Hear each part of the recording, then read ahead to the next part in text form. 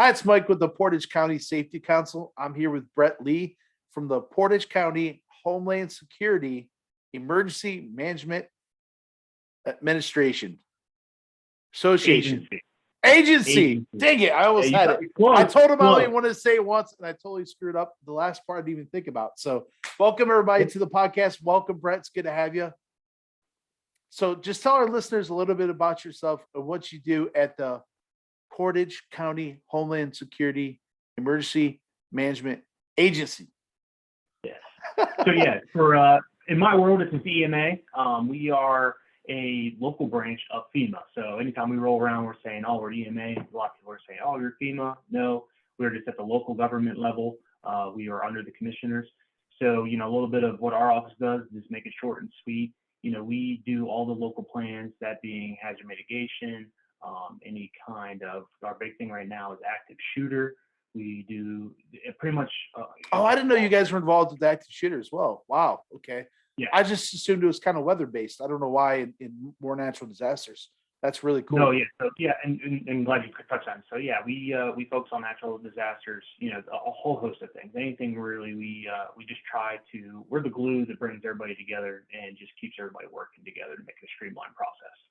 That's awesome. So I mean, the nature of this podcast, we're talking more about the weather because you all just received a StormReady designation from Portage County. So tell us a little bit about what does StormReady mean? What does that mean for the everyday Portage County resident? So really, for Portage County residents and just for our office and just as a whole, it's more of a raising our preparedness for the county. We already did it in the background. Anytime there's severe weather, we're close partners with national weather, our state partners, our federal partners, and we're watching. With our StormReady certification that we just received, it is a application process and also has a hazard plan that goes along with it. We fill out this plan. We go through an advisory board at that level, which is national weather, one of our local other EMAs, and the state level. They come in, they check to see what it is. So the four things they really wanted to check is make sure we were a 24-hour warning point, an emergency operations center, which we have our EOC here, located up here on Infirmary Road with the sheriff's office.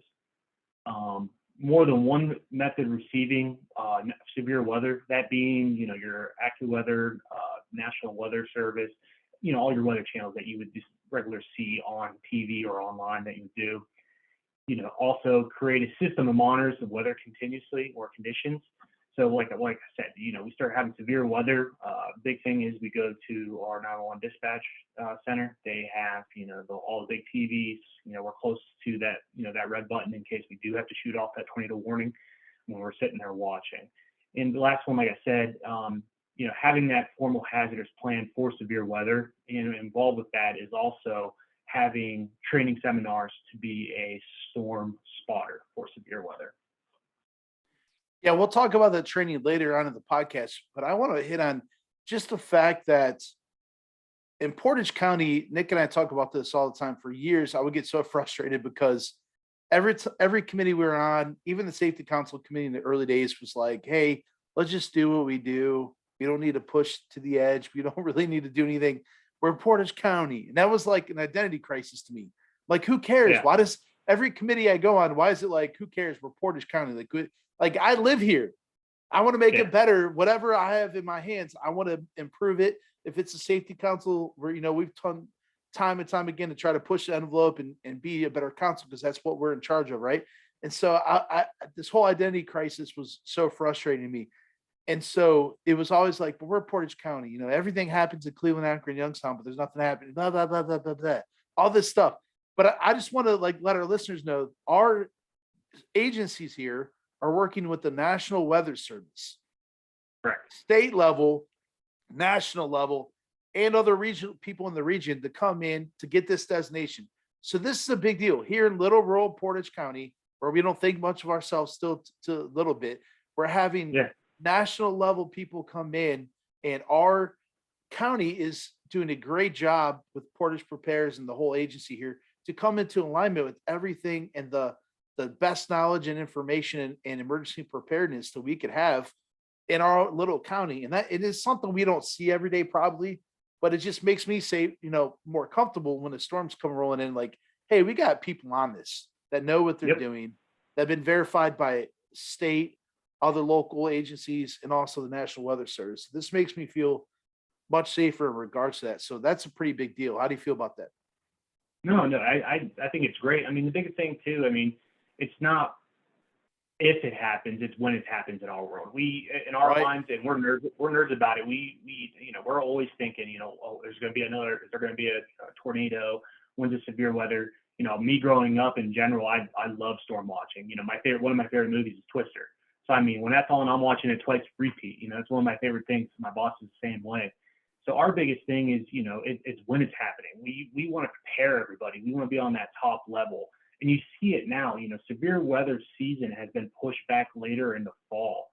And normal rain is not a normal rain. You get 1 to 2 inches in an hour, and you got straight line winds. We just had straight line winds 2 weeks ago in Streetsboro. We went out for damage assessment during that. I mean, we're talking, 13, 14-inch tree branches just snapped and thrown on the ground. So, I mean, it's not normal weather we're getting anymore. And, for those that don't know, but, they have said, Tornado Alley has moved up. If you watch when storms come in from the west side, you're getting that Cincinnati, that Columbus area where they're getting, a lot of tornadoes. And off the top of my head, I don't know the tornadoes so far we had this year.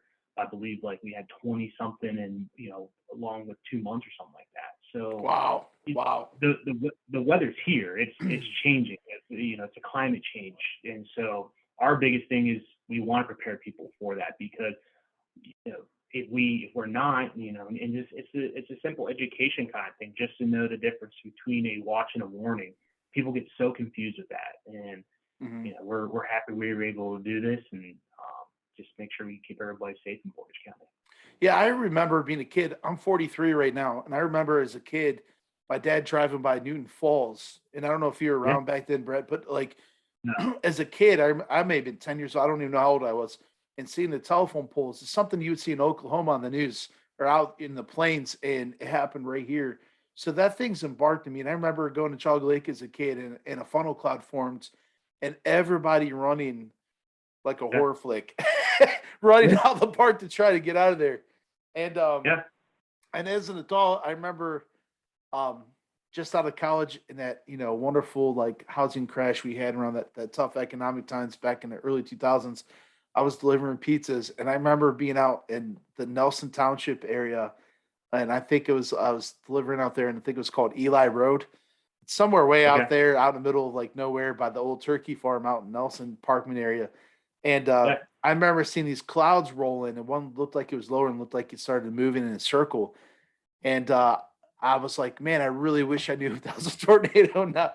But all I remember Right. is like I felt like I was in Armageddon. I turned around, I delivered the pizza, and I just punched the gas. Was not definitely being safe, and I felt like that guy in the motorcycle in the movie Armageddon that's running from Yeah. the helicopter.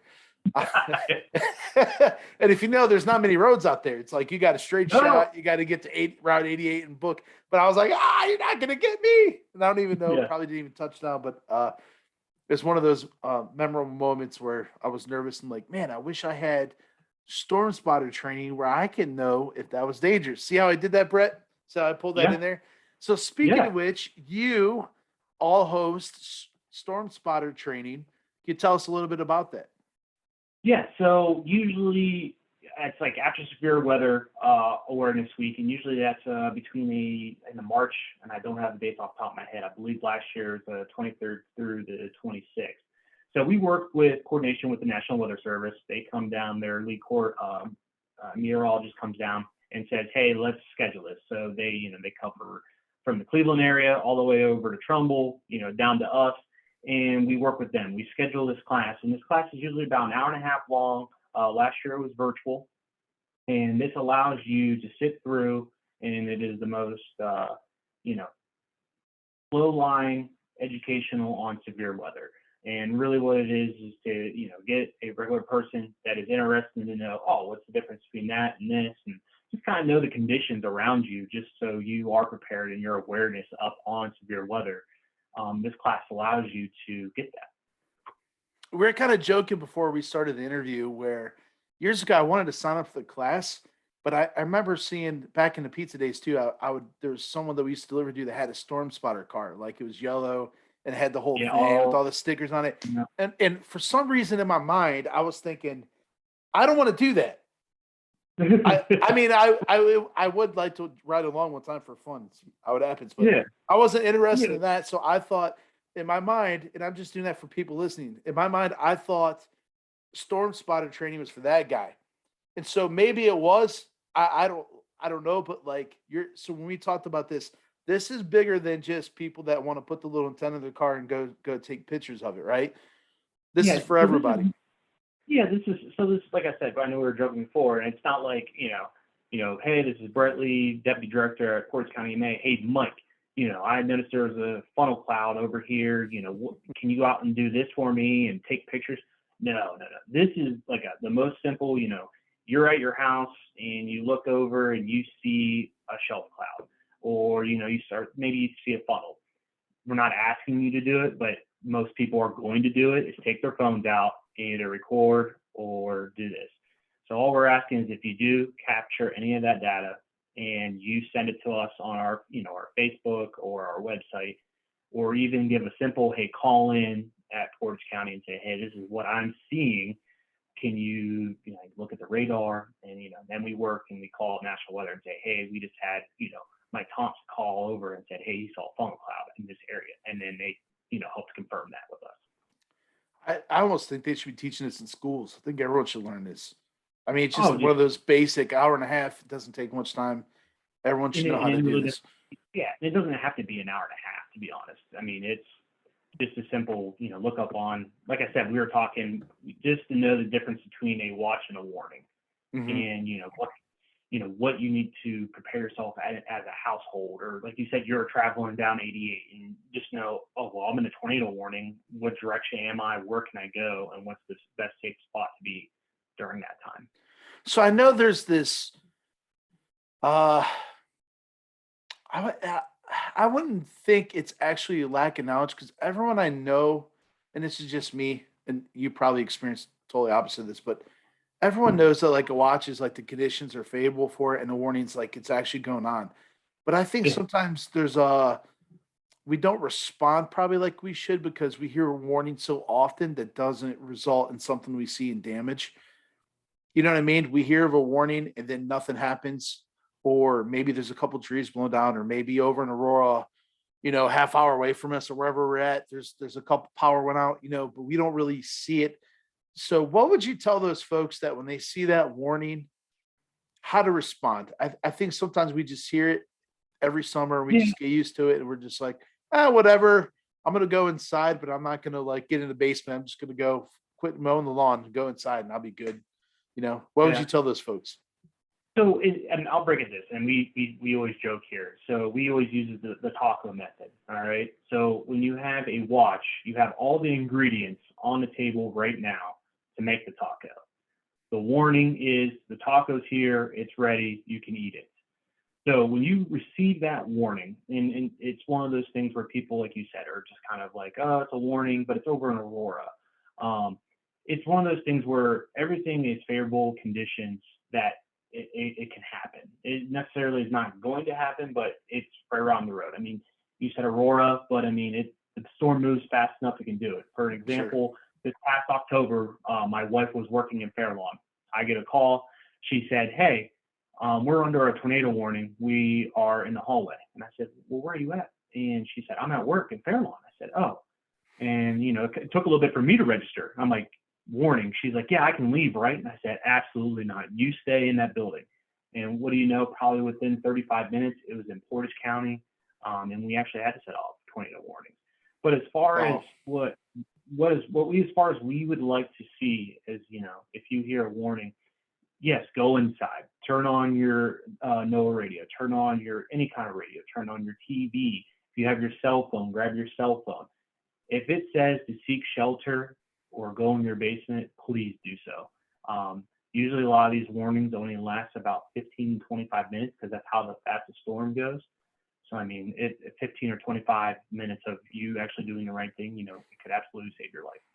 Now, in a tornado situation like that, where, because that seems to be the fastest, most destructive thing that we would encounter out here. We hear different Mhm. stories, but if you don't have a basement or a place with low ground, a lot of times we hear bathrooms, hallways. Where should we go? What should we do? So we get these calls a lot, and Mhm. and the unfortunate fact that Portage County is one of the highest populations for trailer parks or mobile home parks, we get a lot of calls, and we just help that individual make plans. And a lot of times we try to navigate them to find maybe the local fire station. If it is possible or plausible that you can leave and get to a fire station, or maybe make a plan with a neighbor that maybe does have a basement. And if so, I mean, it's one of those things. Yeah, like find an inner wall in your house, no windows, and cover yourself for safety. But Right. the biggest thing we push, and that goes throughout the whole county, is make sure you have that plan in place. The checklist of the best thing to do. Run it through. I mean, as simple as people like do a fire drill with your family. It's the same thing as if you would have a tornado warning. What are you going to do? What are your kids not going to grab? The biggest thing is you don't want them to hesitate when it does happen. You don't want to freak anybody out by saying run to the basement. Just say, hey, we're under a tornado warning. Let's go find a safe spot to sit for this 15 or 20 minutes. I make fun of my mother-in-law all the time. She's out of state, and we go down and visit. We'll go hiking a lot of times, but she'll take some of her kids and different things. She's learned over the years. She has a hiking backpack prepared with like a first aid kit and like Absolutely. bottle waters and all this stuff. And I kind of like laugh because we call her Mimi. I'm like, Mimi, we're only out here an hour and a half. Why do we get to we planning for like the camp out, like what, kind of kidding around. But she tells me Yep. story after story of someone grabs the wrong plan and gets something like something always Yeah. happens to kind of justify it. And so even if it seems like, wow, what's the chances we're gonna need that, especially when it comes to emergency planning with your home, definitely take care of that because these things happen so fast. If you don't have a generator, there's so many different factors. Like you said, maybe you live in a mobile home, maybe you don't. Like there's so many different factors. Be prepared for that, and also to protect what's valuable in your home. Just something to think about. What are you going to do with your ID? When these things start going off, maybe you want to put them in safe or somewhere that's going to be, one of the hardest things to do is when you lose everything. Working with an transitional housing for so many years at Family and Community Services, going through is when almost every single person that comes in there lacks ID because Yep. when disaster happens, the important documents they're not on the top of your mind. And it's so difficult to get those documents because you need the other documents to get the other documents. So in case of a fire, a case of that, it's nice to have like some sort of backup, fireproof safe, anything like that to make sure that so if something does happen when you come out the other side, the transition back to normal life is easy as possible. So Brett, thank you so much. If people want more information or they want to check out your website, I know you guys are doing a whole Portage Prepare social media campaign for the last several Yeah. years. What's some ways they can get a hold of you and get more information? Yeah, so I mean, you can go to Portage County website and you can find us. That is Homeland Security, Emergency Management Agency. There's our link. You also have Portage Repairs. We are on Facebook and Twitter. And the other cool thing, and I'll throw in there with the severe weather, we do have an app. It's a free app, and it is Portage Repairs. Download it on your phone. This actually gives you a live feed to a NOAA radio. So when you have severe weather coming along, it will beep, it'll go off for you, and it'll go straight to that app. It is a pretty cool app, and we use it every day at the office, and we send out alerts. So yeah, that's the best way to reach. Our main office number is 330-297-3607. Awesome. So listen, look out on their website, follow them on Twitter, on Facebook. They put out information like this all the time. They'll put information about the storm spotter training. I'm going to do it at some point. Now that I know I don't have to have a yellow car with an antenna and kind of look like Spock rolling around the neighborhood, and I don't have to be anywhere and have some kind of emergency planning meeting just for Yeah, schedule's sake. I'm going to be a part of it and throw texts out of here or there. If you see yeah. something that's totally cool, in my opinion, that's not much of an obligation. So check those dates out. Go through that. I encourage you all to check out that storm spotter training. Go through it, especially if it's online. You don't even have to leave your home, right? So go ahead and get that. Brett, thank you so much for all the information today. Congratulations on the Storm Ready designation. And just we want to thank you all for not just being on the podcast today, but all the hard work you and Ryan and everyone down there does for all of us here in Portage County, helping to make Portage County be a safer and healthier place to work. So we appreciate you. Thanks for joining us today. Jay, you too. Thank you, sir. Everybody out there, thanks for listening and be safe.